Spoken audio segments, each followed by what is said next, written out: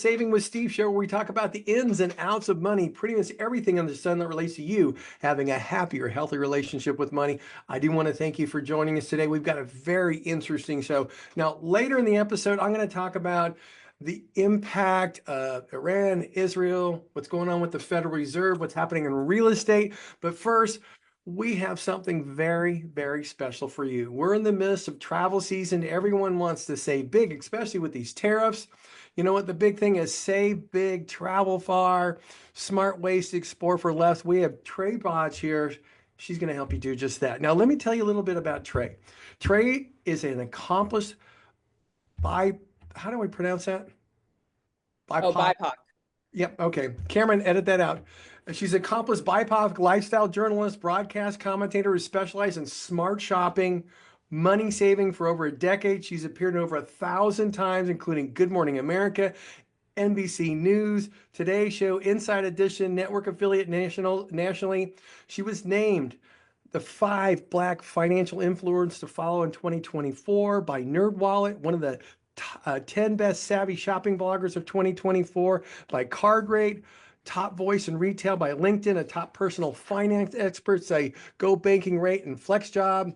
Her writing and expert commentaries appeared in Forbes, Times, MarketWatch, MSN, US News, Kiplinger, Yahoo, numerous other places. Now, one of the things we're also going to talk about today is Trae is the co-founder of Threadneedle Alley Foundation. It's a 501c3, provides grants and mentorship to entrepreneurs in midlife facing financial crisis. You really want to check this out because you might be able to help out some special people. So with that, Trae, thank you for being with us today. Welcome to the show. Thank you so much for having me. I'm looking forward to our conversation. Yes, same here. But you know what? We have a few hundred people that said, you know what? How did Trae get started? What was created the passion for, well, no offense, we're female, love to shop. My wife would be into that too. So, you know, what started your passion for the journalism, especially with the shopping and travel and saving money and things like that? Sure. So it's a bit of a circuitous route. I used to own a makeup company with 2 partners, and I've always been frugal. And at a certain point in the life of our business, I just felt like I'd hit a wall and I wanted to do something different. I felt like I could do more. And I just sort of fell into creating content around budget-friendly living. And I started freelancing for a variety of publications. And then I was freelancing for Retail Me Not, the coupon site. And then it turned out they were looking for a spokesperson. And I was offered that job, which was great for about 3.5 years. And then they had a big layoff. And then I thought, I think I can do this myself. And so I've been on my own since 2015, just sort of spreading the word about how people can save money in on their day-to-day purchases and for long-term saving as well. Well, that's wonderful. So we're talking about travel today. Travel's a big thing, but it's a little scary when people start hearing about tariffs, how things are going up all over the place. So, you know, but so let's start with if you're looking to travel. I Mhm. know we're here in June, you know, pretty soon we'll be in July. You know, what would be the first best step if you're looking to find the lowest cost or the best deals when it comes to travel? So I have a couple of tips here. So first of all, if you're flexible, that's a great benefit because then you can compare flights, accommodations, exchange rates, and just make a very educated decision about where you're going to go. That's typically what my family and I like to do because that way you can say, oh, well, Iceland is much more expensive than Madrid right now. So let's do Madrid. And so that's an approach that we often take. And then I would also say, if you have loyalty programs that you belong to, make sure to look at those because this is where travel companies can offer a lot of flexibility. They can be very generous with their loyalty programs. And so here's an example. So with Hyatt, they're working with Under Canvas, which are those amazing glamping destinations that are outside of national parks. And they have a program running right now where you can earn World of Hyatt points, plus you can earn American Airlines points if you're an American Airlines car holder.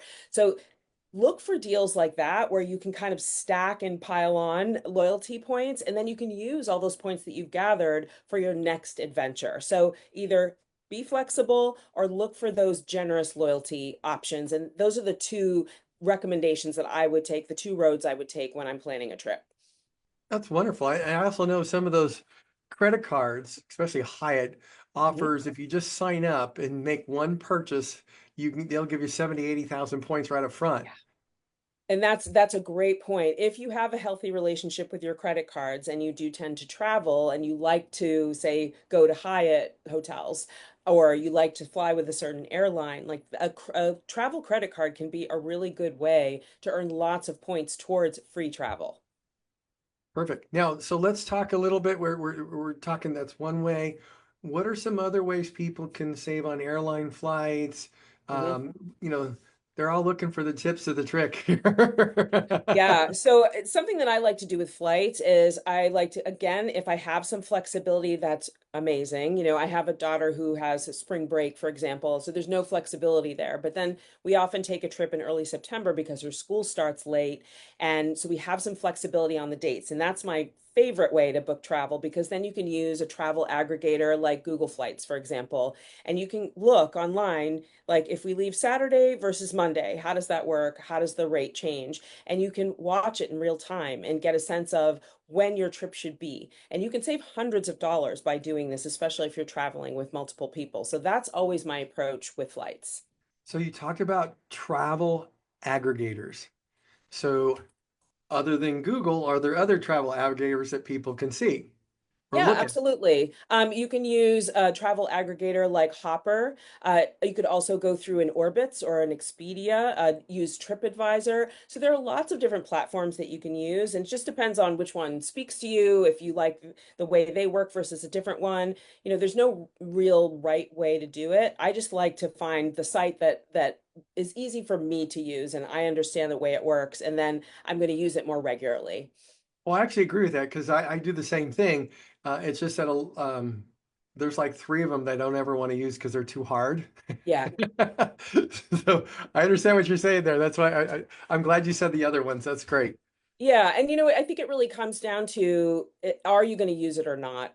And I think, you know, a lot of people are intimidated by sort of the crazy couponing approach to saving money, whether it's travel or at the grocery store. If it's too hard, it just becomes a barrier. And if that's in your personality and you love to cut coupons and put them in a folder and watch the expiration dates and stock up in a big shelf in your basement, I think that's amazing, but I don't have the time or the patience for that. So I'm always trying to find what are the easiest ways? How can I use tech to save on my trips? And I find that I do really well just by using a few of these tactics. No, that's wonderful. Okay, so that's using the travel aggregator. So let's talk a little bit about hotels. What's the best way to save on hotels? Is there anything that you know that might be specials right now? That's many people are like, hey, does she know this? Yeah, I mean, I think with hotels, loyalty is your friend again. If you like a certain hotel chain, if you like Hyatt or Marriott, it's good to be loyal because you're earning those points towards free stays. That's something I always like. You can often get free upgrades. That's something else I like.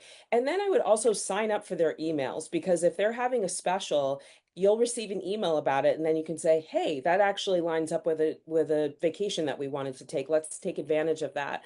Another trick that I like to use are using my credit cards. So, for example, those emails that you might be ignoring that you're receiving from your credit card carrier who says, you know, we have this partnership with such and such hotel chain, and they're having a special deal if you pay for that trip with that particular credit card. That's another good way to save. And then utilize your membership. So, for example, if you're a member of AARP members get lots of travel benefits just with that $20 annual membership. And so that's another way to save on travel. And then if you're open to staying in a vacation rental property like a VRBO or an Airbnb, that's another angle to look at. So, you know, hotels are great and they have certain advantages, but I also like vacation rental properties because, you know, for example, if you're driving a car, the parking is often free. With a hotel, it's not. They often have more rooms. And so you're traveling with your family rather than being packed into one room. Maybe you have three rooms and maybe there's two bathrooms. Maybe there's a kitchen that you can use. And so you're not eating out every meal. So a vacation rental property for me is the way that my family and I like to go because we find that it not only helps us save money, but it's also just more comfortable to stay in an apartment or home versus a hotel sometimes. Yes, you know what? We actually did the same thing when we traveled in Europe 2 weeks before the Olympics. So Hmm. when we were staying in Paris, we stayed in an Airbnb, and it was just, you know what, walking distance from everywhere, less expensive, less hassles, the whole shot, and we controlled our own food, which is great, Paris. Uh, Yeah. so, and we did the same thing in London. It was just wonderful. We were able to find something close. It was nice. And quite frankly, a lot of people don't realize this, but when you have a hotel and you're traveling, you're going and seeing all these things. You're not Mhm. really in that hotel room. It's not a resort. So, you know what? We were always gone. So the lower cost was even better. So I thought that's Absolutely. Absolutely. I totally agree. And I do understand that sometimes when people travel, they like to have, the concierge there and they like to have certain things taken care of. They like the fact that the cleaning service comes and clean and changes their sheets. And so it really depends on how you like to travel, but I just prefer to kind of move in somewhere and make it our home for the week. And you have to read the reviews on those and it's a little bit more of a wild card versus if you have a favorite hotel chain, you know what the service is going to be like, you know what the room's going to look like, what the artwork's going to be, what the breakfast. But with a vacation rental, sometimes you don't know. But my husband and I usually kind of divide up the research and we'll read reviews and get a sense of the place. And we've done really well. We've stayed in some really fabulous places, and it's always cheaper. I totally agree with that. Hey, folks, stick with us. We'll be right back with more Trae Bodge and Saving with Steve. That's perfect. That's a perfect first segment. In Great. fact, it was perfect timing because it ended Oh, right. awesome. It's Bodge again, by the way. Uh, okay, sorry. It's okay. It happens all the time. Just wanted to let you know. Please, please, please, because Cameron will remember that and go fix it, which is really great. So I know we're in between theft stuff, and I know this on Facebook, but what are the other things that people are really looking at when it comes to travel? Really, I mean, it's really what we just covered. Okay, It's how do I save? How do I take a trip that's on a budget? Another thing we could talk about are road trips and kind of how to save on road trips. That's another popular topic. So that's okay, maybe another angle we can take. let's go road trips right now. Great. And then can we also go cruises later? And I don't know a ton about cruises, I'll be honest. I have a couple writers who write for my MSN feed who are more well versed in mhm. cruises. I'm not a cruise person, so I don't have like lots of nitty-gritty savings tips on cruises. That's fine. No, that's good. That's good. Okay. That's why I'm talking because I just wanted to make sure. Because I know that you're asked so many times to come on TV. I just sometimes, how to put it. Um, One time they had 3 minutes extra. So the host just says, "So Steve, tell me about student loans." Yeah, Okay. and you're like, uh, No, I actually knew all about them, all that stuff, because they just did an article. But if I hadn't done that's that article, I'd good. be like, going, I don't know anything. I'm always relieved when I do know. I mean, it's usually when it's shopping related, I know. And so I'm kind of like, wherever you want to go, it's fine. But with travel, sometimes it's a little because it's so broad, right? So cruises are not my specialty. No problem. Examples are really cool. The reason why I'm asking is we got about 400 or 500 responses from our viewers, listeners line Mm. about what they would like to hear. So that's why I'm asking, because I don't want to set you up with something that won't work, but something that's why we're Thank asking you. things that will. So here we go. Hey, Cameron, we're moving into segment 2 with episode 240 with Trae Bodge. So here we go. 5, 4, 3, 2, 1. Hey, welcome back to the Saving with Steve show, where we talk about the ins and outs of money. Pretty much everything under the sun that relates to you having a happier, healthier relationship with money. I do want to thank you for joining us. And you know what? You can go to Saving with Steve at US. You can look at all the episodes, listen to this twice, listen to these tips over and over again so you make sure you don't miss anything so you can get the most out of your travel. And again, check out a few of our affiliates at UK Health Radio, BBS Radio, Talk Radio in New York City, E360 TV, Las Vegas TV networks. They're all dedicated to empowering you to uplift your spirit, live a life of personal and financial freedom. So with that, let's bring back Trae back. Trae, thanks again for being with us here today. Thank you. Now, one of the big things that's happened here throughout the country is road tripping. When things get a little bit more expensive, people aren't jumping on flights to go to Europe. They like to go road trips. So let's talk about, your thoughts on the best way to start or go about road tripping. Yeah, so I think road trips are a great way to have a fun adventure with your family or friends on a budget. If you're looking at flights and it's really looking out of your budget, a road trip is great. And something that we forget is that we live in a big, beautiful country. There are so many wonderful places to explore here, all our national parks and monuments and museums. So don't think that you're sacrificing anything by taking a road trip. And it's a great way to do that on a budget. So a couple things here, when you're traveling, you just want to make sure, of course, that you're trying to save on gas as much as possible. So my suggestion for saving on gas is just don't stop at the first gas station you see if you need to fill up. Use an app like Gas Buddy, for example, or AAA, and see where the better gas prices are. Join a gas loyalty program. Most of gas station chains have loyalty programs, and you can either save on the price per gallon or you can earn points towards free gas. So that's a good option. And then thirdly, my other favorite way to save on road trips is on food. Because if you go to a gas station, you're going to be paying a premium for that food.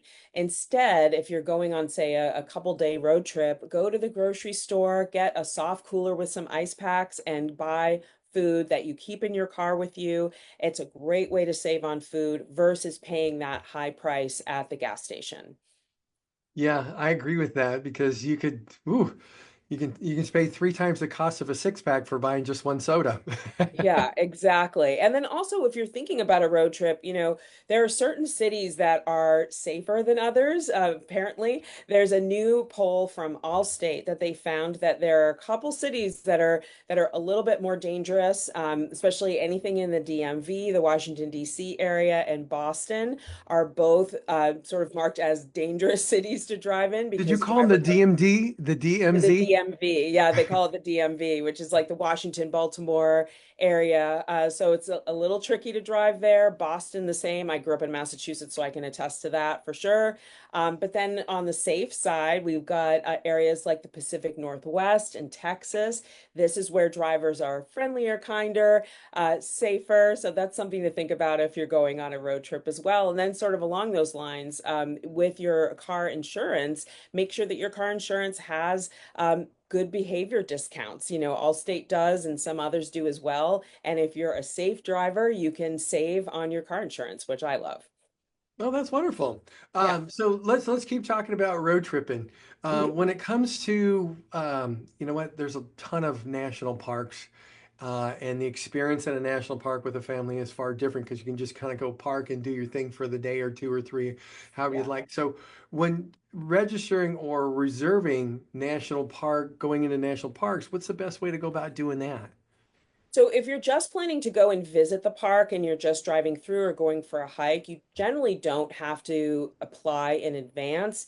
If you're in high season, like we are going into the summer, it might be good to just go to the website to see if they recommend registering advance. But I think in most cases, you don't have to. However, if you are going to be camping, you definitely want to reserve a spot in advance, especially during this high season. And with camping, you're often able to reserve certain spots. And so maybe you want one that overlooks the water or that's close to something really beautiful. So registering in advance for camping is really good for a couple of reasons that you reserve your spot and then you can reserve a spot that you like.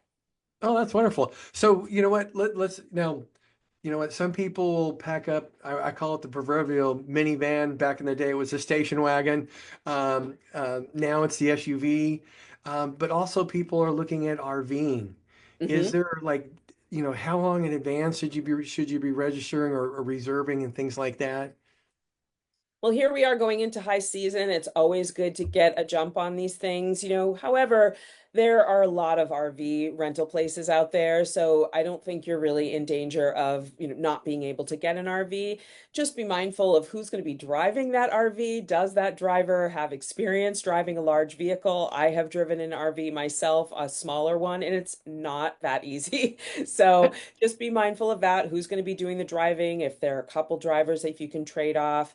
And then compare prices online. Use your travel aggregators like an Expedia, Orbitz, what have you, to make sure that you're getting a good deal. See if maybe there's one that offers a free driver, a free second driver, then versus one that doesn't. That's a good one to Hmm. think of. And if we're talking about RVs, the tips that we talked about saving on gas, crucial. There's RVs go through gas like water. It's really important to use those savings tactics when you're buying gas for your RV. Now, if you're looking to do RV trip, I'm just going to add this in there because it's important. And I have 4 or 5 friends or clients that actually have rented out their RV to people like you would your Airbnb.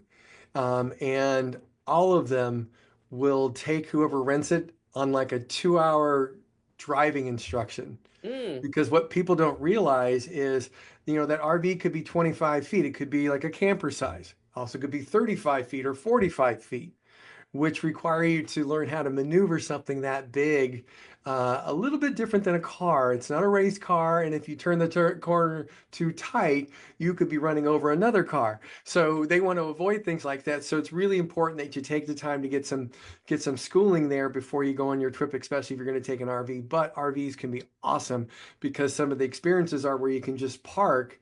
You have all your stuff there. You can be on your own timetable and really, really have a fun time viewing the country or viewing that special that park or that recreation center you're looking to view. I Um, completely agree. I also love RVs too because you can go to the grocery store, you can stock up your fridge, you're not eating out all the time. Eating out on vacation really adds up if you're feeding multiple people. So the RV travel, utilizing that fridge, bringing a travel grill with you or cooking on the stovetop in the RV, that's a great way to save money on your road trip. Now, I'm just going to share this. One of the best RV trips I heard about is there's a series called Diners, Drive-ins, and Dives, that Mm-hmm. Guy Fieri series. One of my clients actually rented a motorhome and they spent 20 days going to 20 different restaurants in all these different places. So they drive somewhere, hang out, go have dinner there. And it was funny. They said, we enjoyed every pound we gained because they go, yeah, we gained about 25 pounds during this period. And we're like, it was just so good. And she goes, the only thing he says, she goes, you got to know once they've been on that show and they're good, there's Mm. a line out the door. So you're going to want to get there early because most times we had to wait about an hour and a half to get a table. Oh my So, gosh. but and they said, but the experience was just something special. So just sharing that, you should all know. That sounds super fun. So yeah, those are great things to have a theme. Um, I want to say a theme road trip, which would be fun Hmm. there. Because if you're into dancing, I have somebody else who's into what is it, Renaissance fairs. Mm. And Hmm. what they'll do is they actually live in Oregon and they'll go to the Midwest and East Coast because they do the Civil War reenactments and they like to get all dressed up in the period and all that stuff. And you know what? He actually is one of the soldiers that always gets killed. So he always ends the day with blood and stuff on his face. And then some of them get really intense where people are actually watching and viewing. And you know what? They will put makeup on him and all that kind of stuff. And she acts as one of the nurses during Civil War period, and it's just really interesting. So those theme road trips are pretty cool. You might want to check them out. Yeah, Hey, absolutely. folks, you're going to stick with us. We're going to be right back with more Trae Bodge, and here on Saving with Steve. Okay, perfect. It's Um, Bodge again. Bodge. Think of Dodge, the car. Okay, I'll just thank God for an editor. Um, So, what would be good to talk about next? Because we've got all the. Could we talk a little bit about experiences? Because Sure. my what experiences would you like to talk about in this next segment? And then we're just going to focus on the last segment on your foundation. Sure. Um, So experiences in general, it would be fun to address how you can save on them, what's the best way to book them. I think that's would be enough for the next segment to cover. I don't know if we should drill down too specifically into specific experiences just because everyone has different tastes, but I think if we kind of like look at it from the top and like how to save, how long ahead do you need to book, things like that would be a good way to go, I think. okay, so if we get a little bit more time in the segment, can we talk about some specific experiences? Because that's a few people have asked for that. Sure. So give me an Like idea. for example, I talked about the Renaissance stuff. I talked about the restaurant thing. Hmm. If there's other type of experiences or themes to those experiences that you know of, let's talk Hmm. about it. Sure.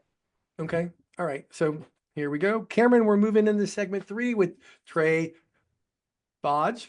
Yeah. We got it. Okay. Here we go. Welcome back to the Saving with Steve show, where we talk about the ins and outs of money. But today we're talking about how to save money on travel. And you know what? I have Trae Bodge, and I got that right this time. Thank you. Thank you. Cameron will edit the other part out. But so we want to talk a little bit about experiences, because when you're traveling, it's all about the experience with your family, what you're doing at the time. And you know what? Sometimes you spend the whole day traveling and seeing stuff, and it seems like it went like a minute. And that's because you're having an experience and you remember that. It's almost like your own gift shop of memories that you can remember for years and years and years. So we're going to talk about that experience here. So Trey, I'm going to let you lead it off there and start that discussion. Sure. So, we were talking earlier about themed vacations. That's a really fun approach to take if your group that you're traveling with, if you have a common interest. You talked about Renaissance fairs, things like that. Some people love to hike. Some people love museums. Some people love theater. So it's really fun to kind of take an idea and run with it and explore the different opportunities where you happen to be going, especially on a road trip. If you're going from city to city, and you have maybe, or you love ghost tours, like so many places have things like that. So that's fun to kind of chase a theme a little bit. And then other people really like to have more instruction, maybe there are different tour companies, obviously, that you can reserve a trip with, and they'll take you from place to place. And that is a fun way to travel if you like to kind of just be a guest and not, leading the pack necessarily.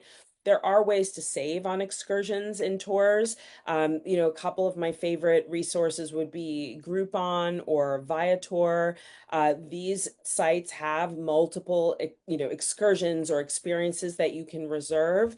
And it just even sort of rifling through the site a little bit could inspire you and give you some ideas. Maybe you didn't think that there was an Italian food tour that you could take throughout the Pacific Northwest or something like that. Like there are lots of fun options that you may not have thought of. And so travel aggregators like that could help guide you and then also help you book your trip as well. Something that I will say when it comes to booking excursions, though, if you are open to kind of cobbling together your own plan, what I've often found is that, you can go to a Groupon or a Viator, Expedia, Orbitz, what have you, to get a sense of what's available. But then sometimes if you go directly to the tour operator's website and you reserve directly with them, you can save money by doing that. So I think the aggregators are great and a good way to get inspiration and maybe some guidance, but then always compare the prices directly at the destination or for the excursion to see if you could save a bit. And that's something that my family and I have done. We've saved quite a bit just by going directly to the provider once we've done our research. Actually, I agree with that, because when we were in England, we went to multiple different tours, but Mhm. we went to the provider.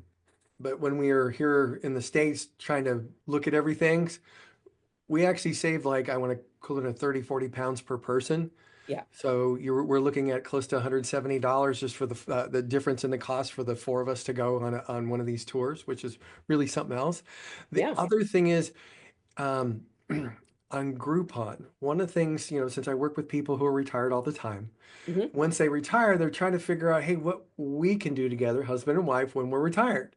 And I heard this greatest suggestion from one of my clients, and I started referring it. It was, go to Groupon Hmm. and see if there's something you love that your spouse might love, and then go try it out for the day. It might be Hmm. 35 bucks, but we had people who will say, hey, I'd like to try sailing. So they went sailing for the day. They were hoping they both loved it, but husband got sick, wife loved it, didn't work Oh out. no. We've had people go to the wine, dinners where you go there, you bring, they set you up with wine, but Mm. they teach you how to cook, and you're doing a multiple course dinner while drinking wine. And I've had people go, the husband go, I don't think I'm gonna like this. Turns out it's the best darn thing in the world for him, and they both loved it. And Mm. next thing you know, they're on one of the Italian tours doing just that through Italy. They're going to Oh, different regions and learning how to cook, have the wine, and all that kind of stuff. So I thought, you know what? If you're trying to figure out what's right for you, maybe use something like Groupon for seeing if an experience is something you want to continue with.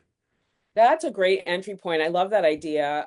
There's another site too that I would recommend called Uncommon Goods. They are actually they support small businesses and small makers and craftspeople, but they also have experiences on their site, which is something that I feel like a lot of people don't know about. They have classes like virtual wine tasting, cheese tasting, beer making, crocheting, things like that. And so that's another fun way to kind of dip in and try something new with low commitment. And then, of course, maybe if you love it, you go on a wine tasting tour, like you suggested. Yeah, everybody loves low commitment. Yes, exactly. So, you know what? Let's talk about other ways that people can start looking into experiences.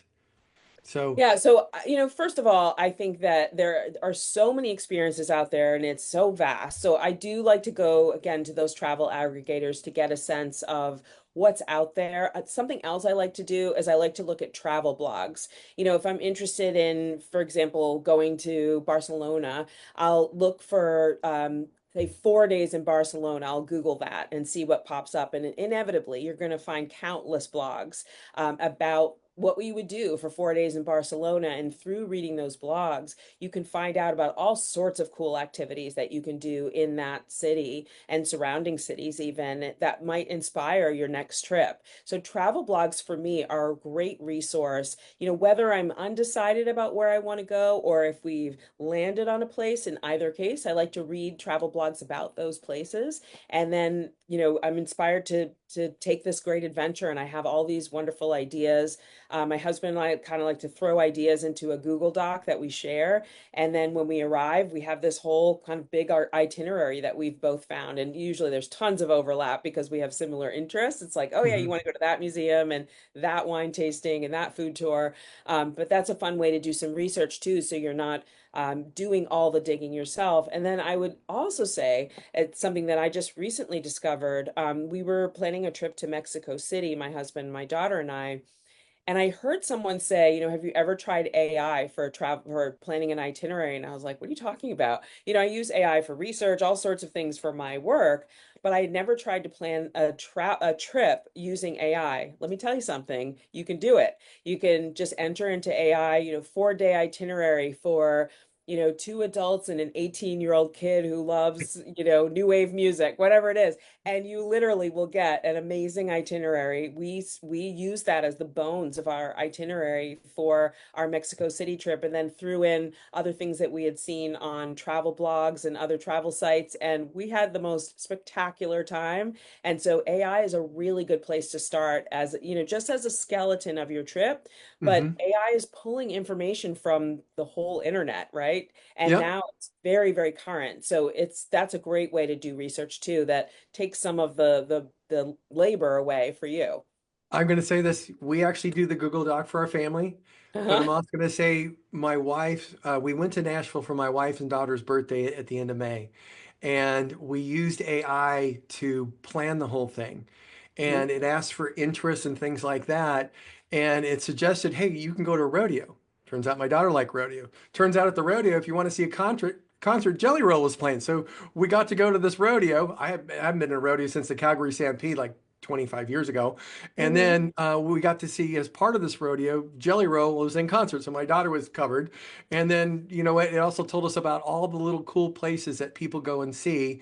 And on Broadway, where all the honky tonks are, where all the country Mhm. singers have their honky tonks, it actually had a little rating of the ones based off the musicians. And Oh. you could actually see the difference. And like, for example, we went to Blake Shelton's place. First floor, the first lady that was singing, she belonged on, American Idol or something like that. She was that Oh. good. And on other ones, you're like, oh, I can see this, and you realize when you go to different places, they have different qualities, and it was just something else. So I agree. Go check out the AI thing, have it get you the bones, research things. Sometimes you can even find some really inexpensive, and we in fact found inexpensive tickets to go to the Country Music Hall of Fame because of AI. Oh, So nice. it was real interesting. It also indicated that the week after we were there was the Country Music Festival week. Mm. And it also indicated that, prices are going to go up like 40%. But it also recommended certain hotels and restaurants. One of the restaurants was a social club that was right on the river there in Nashville. Hmm. Beautiful place to have a birthday dinner for all these people. And it was really funny because we also went the same weekend where many women were having their girls' trip and their bachelorette party. So it was Oh. like my son and I, and almost everybody else that was there was a female.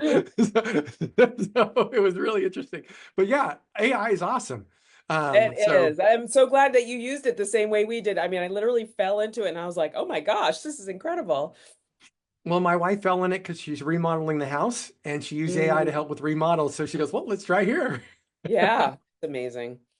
Hey, folks, you know what? You want to stick with us? We'll be right back with more Trae Dodge, Bodge. Cameron, strike that. Trae Bodge. Okay. Okay, perfect. Okay. All right. So the next segment is all about your Threadneedle Alley Foundation. Fantastic. I'm so Okay. excited to talk about it. So do me a favor, talk about what it is, how it works. Have you already started helping people? We have not started helping people yet. We just launched about a month and a half ago, Mm-hmm. and we are going to be giving our first grants. We're opening up grant applications in the fall, and Okay. we're announcing our first grants in February of 2026. But I can talk about, the inspiration, who's involved, what we're planning on doing, how much we're planning to give, all that kind of good stuff.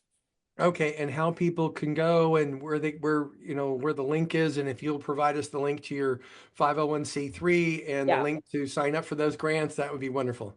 Yes, Okay, absolutely. perfect. Okay. All right. Let's see. Okay. Hey, Cameron, we're moving into segment 4 with Trae Bodge. Yay! Here we Yay. go. Hey, welcome back to the Saving with Steve show, where we talk about the ins and outs of money. I want to truly thank you and appreciate you for sharing this with your friends and family and associates. Again, all the replays are available at savingwithsteve.uf. And if you're enjoying the stories of helpful information and insight, I encourage you to subscribe to our YouTube channel. Please check out a few of our affiliates at UK Health Radio, BBS Radio, Talk Radio New York City, E360 TV, Las Vegas TV networks. They're all dedicated to empowering you to live a life, solve problems of financial and personal freedom. I hope you're having a good day. And you know what? I've got Trae Bodge here. We're going to be talking a little bit about our Threadneedle Alley Foundation. It's a 501(c)(3) that provides grants and mentorship to entrepreneurs in midlife facing financial crisis. So, Trae, could you tell us a little bit what inspired you to start this foundation? I know it's new; it's only about a month and a half old, but I think what you're doing is wonderful. So, if you could share that with everybody, that'd be great. Thank you so much. I'm delighted to have a chance to talk about it because it's so new. So Threadneedle Alley Foundation was founded, as you said, very, very recently. It was born out of a conversation I had with my husband. My mom had passed away in 2023, and she was such an inspiring person. She was a lifelong entrepreneur and a real force with everything that she took on. And when she passed away, she had worked her whole life to put together a little nest egg for me, her only daughter. And so we started thinking, we want to do some good with some of this money. What can we do? And I've always been looking for a project. I wanted to give back in some way, something that I really felt passionately about. So I felt like this was really the perfect time to marry, my mom and her legacy and carry that forward. I started talking to some other family members. So now there are three co-founders. We are all personally committed to giving money every year to our foundation. And sort of my mom is like the fourth donor. And so Mhm. every year we're going to be giving three $5,000 grants to entrepreneurs, specifically entrepreneurs in midlife who are facing financial challenges. And we've chosen the midlife space because, this is a space we know and understand really well. I'm myself in midlife. I think that midlife is a magical time. It's a time of transition. If we have kids, they're going off to college. Maybe we're aging out of our career. Maybe we've been staying at home with our kids and we want to start something new. And we also have decades of experience behind us. So I think this is a really incredible and powerful cohort that is often overlooked. And so what we really want to do is we're driving newsletter signups and bringing people into the fold to Then when we open up grant applications in the fall, we want to encourage all of the people who kind of fit into that midlife space to send us information about their businesses. We'll have a specific form and application that people can fill out. We want to hear from everybody. And we have a board of directors of 9 people. We also have 26 at this point mentors who will be available and accessible to our grant winners to provide guidance throughout the year once they've been given their financial grant. And in addition, we were already posting inspirational messages on our Threadneedle Alley org on Instagram. And so you can go visit that and sign up. And then our website is Threadneedle Alley Foundation. No, threadneedlealley.org. Sorry, of course, this is like so brand new that I'm tripping up all over myself. Okay. But threadneedlealley.org is the website, and you can learn about everything that we have going on. We are funded by the co-founders. However, we are also raising money. We are raising money so we can give more grants, bigger grants, and sort of the next goal of ours is to launch a podcast to offer advice and tips for aspiring or current entrepreneurs of any size, starting with interviews with our board and with our mentors. We have a lot of amazing stories to share. And something interesting about everyone involved is that everyone is an entrepreneur. Everyone is 40 years old or older. So we are all walking the walk within Threadneedle Alley Foundation. That's wonderful. So help me, give me an example of somebody that would be a mentor. What's their background like? Yeah, so all of our mentors are entrepreneurs. They have one, two, three, or more businesses under their belt. And we have mentors from who are in PR, who are in branding, who are in graphic design, who have their own shops and businesses. And so we come to the table with a lot of expertise. We have people who have experience in nonprofits. So if you're looking to form your own nonprofit, we have people who have specialties in that regard as well. Marketing, I mean, basically anything you might encounter as a business owner.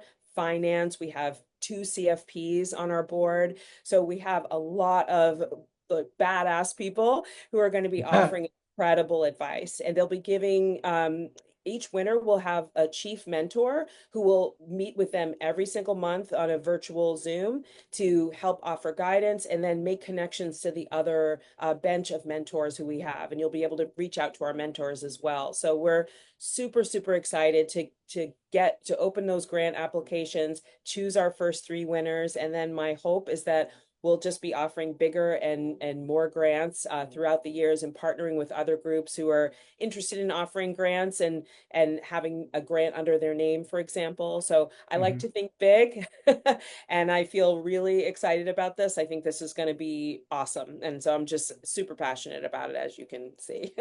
Just a little bit. I Yeah. think it's really, really cool that you have a chief mentor. And then as somebody needs the extra help, Hmm. they can get guidance and mentorship from others that have that expertise. Because Exactly. everybody starts somewhere, and then whatever is needed, they can keep adding on to it. All they've got to do the work and study and expose themselves to that information, which is wonderful.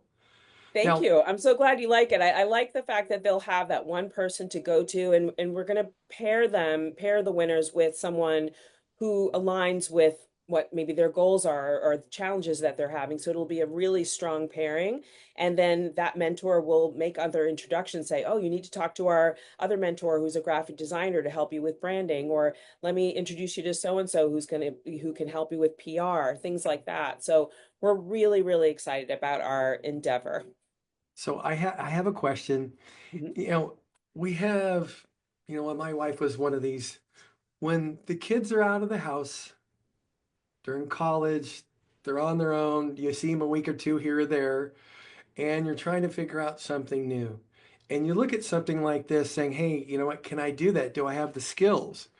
And I'm just, you know what? I had this discussion with my wife a long time ago, and I said, honey, you ran the National Charity League, which is mothers and daughters and all that stuff. You had to organize, you had to create things, you had to do all this stuff. You actually created a podcast for heart health. You actually organized these military baby showers, and you could do these things. You could be an entrepreneur.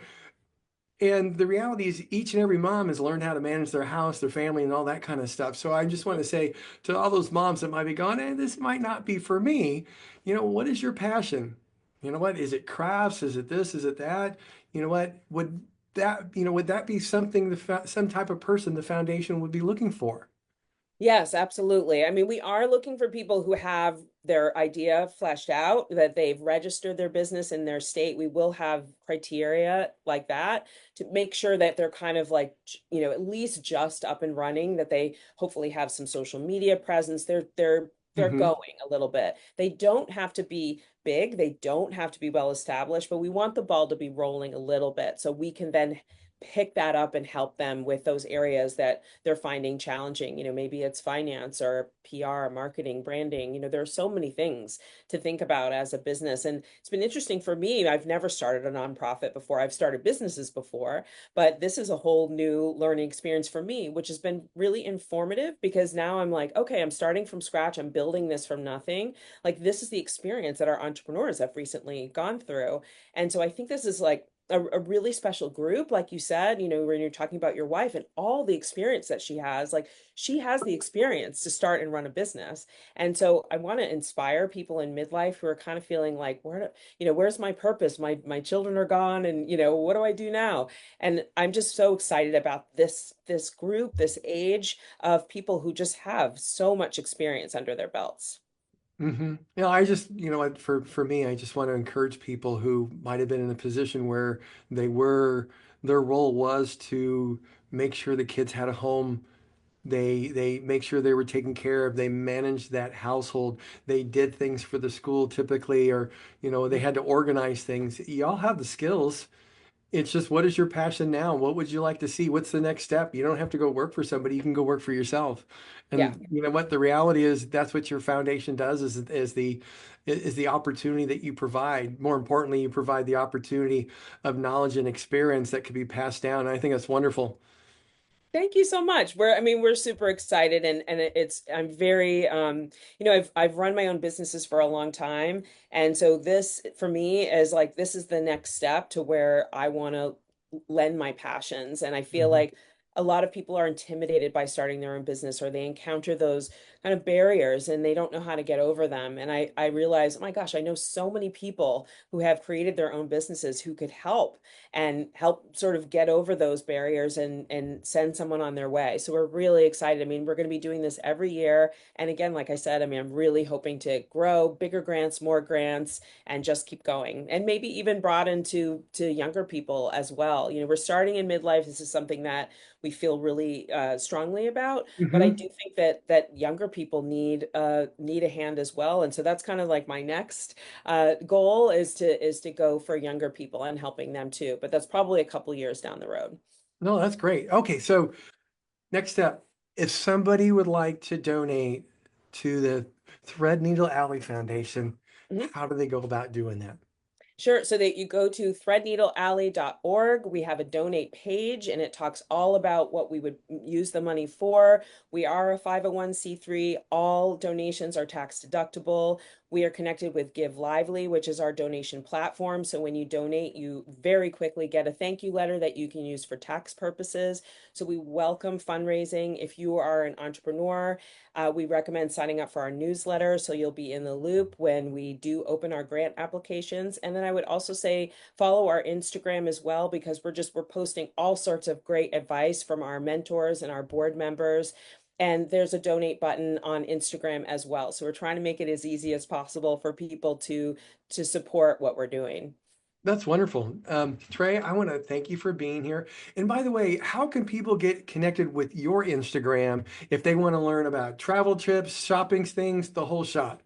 Sure. So I'm at True Trae on Instagram. I'm sharing tips several days a week about all the things like we talked about with travel, but everything from grocery to when to buy an appliance to what are we expecting from tariffs, all sorts of things like that. And then I also have my website at truetrae.com where I post all of my TV segments, lots of blog content. I also have guest writers who write for me as well, especially in travel. So there's Hmm. lots of content to be found in both places. That's wonderful. Trey, thanks for being with us today. Everybody, this is Trey. Bodge. She's done I just am so grateful for what you're doing, not only for the charity, but helping people save money on travel, shopping, the whole shot. So thanks again for being with us. And folks, stick with us. We'll be right back with more Saving with Steve. Hey, welcome back to the Saving with Steve show, where we talk about the ins and outs of money. You know what? We just had Trae Bodge on the show, and she was talking about her foundation, how you can save money on travel, road trips, the whole shot. What a wonderful boost of information. You do want to check out our Instagram. You do want to check out that foundation, the Threadneedle Alley Foundation. But you know what? Now I'd like just to talk to you a little bit about what's going on in the world today. And you know what? Just in the last couple weeks, we found out the Fed's going to continue to hold interest rates steady. And the reality is the market won't appreciate that. The dollar, even after they did that, continues to slide, and it could have serious implications ahead. The geopolitical landscape is intensifying. We have a desperate Iran. They can be very dangerous. Oil's on the rise. This signals possible trouble ahead. If things were about to calm down dramatically, oil will be falling, not rising to new heights. Something to keep an eye out. We're seeing the S&P stay steady primarily due to the resilience of big tech. However, if you overlap the equated weighted S&P on top of that picture, it doesn't look quite rosy. We're still lower than we were last year from where the S&P is. Put simply, the markets are signaling danger more than peace. Obviously, this is a fluid situation that can change at any point. However, right now, things appears to be heading in the wrong way from a risk perspective. Let's talk about the Federal Reserve. The Federal Reserve, you know, they kept rates unchanged. And according to their polling, they expect to do that from a 5 out of 7 Federal Reserve officials throughout the end of the next year. You go, why? You know, you might ask why? Why? Well, first of all, see, the Federal Reserve understands as these tariffs go through, the potential for inflation is exponential. So what does the Fed do? They have to sit and wait. See, they have to figure out how much actually tariffs go through. How is it going to affect things? Who is it going to affect? And right now, you just heard the United States and China, they have a verbal truce where China is going to lower tariffs on, you know, specific minerals. And the US is going to allow people from China to go to school here in the United States. Big whoop. We also have the European Union and Japan saying, hold on, we're not going to make a quick deal. Okay? So the reality is we need to lower interest rates, but the Fed cannot. And then we have the 10-year Treasury. The reality is the 10-year Treasury has to come down. See, so many people think it's all about the 2-year Treasury. You think, well, if Mr. Powell were to drop rates, everything would be okay. And the reality is no. If you go back to November of last year when the Federal Reserve dropped interest rates by 1%, and you think the 10-year Treasury go down, no, it went up. Got to remember, the Fed controls the 2-year Treasury, not the 10-year Treasury. Everything you do in your life, whether you finance a car, buy a house, getting a mortgage, credit cards, many investments are based off a 10-year Treasury. There's two things that affect the 10-year Treasury. That's market conditions and economic conditions. So think about what has to be solved before the particular indicator starts to drop. And right now, we're kind of stuck between 4.35 and 4.5. Some people think it'll get to 5. If it does, you better watch out. Things are happening, okay? The reality here is this. There's wonderful opportunities right now for you to make small, simple adjustments to your strategy to improve your financial well-being. What an opportunity, okay? And the other question you want to ask yourself with all the stuff that's going on, exactly what is giving you the warm and fuzzies that all this will revolve itself very quickly?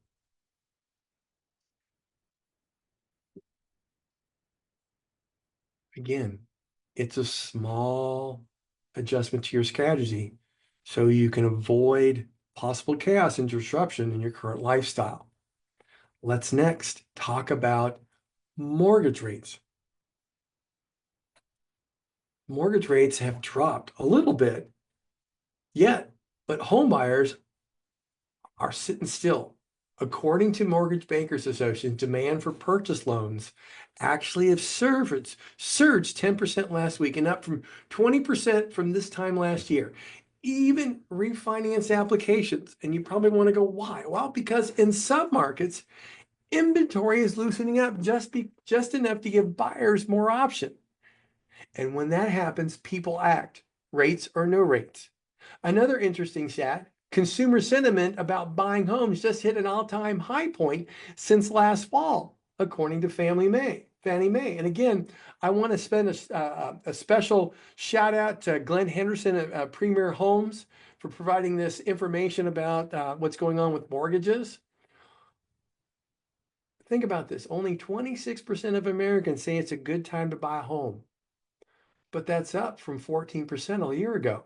The shift doesn't mean the market is suddenly easy, but it does mean this. If you're in a position to buy, you see the right opportunity, now might be the moment to take it. Because if rates do come down later this year and the data is trending that way, demand will only get more competitive, which means you'll see prices rise. Right now, you're seeing prices small. You're seeing people drop out of properties or offers and so on. So it's very important you take a look at that. You could have a wonderful buying opportunity right now. And you might finance now, but you might come back and finance in 6 or 7 months when interest rates have gone down significantly, where it makes sense to refinance. So think about those things. Again, folks, this is about making small, simple, intelligent adjustments to your strategy for your own financial well-being. Folks, I do want to thank you all for joining us today right here on Saving with Steve. You know what? Trae Bodge was wonderful. Great tips, great foundation. Folks, we'll look forward to seeing you next time right here on Saving with Steve. With that, I wish you all well. Bye-bye.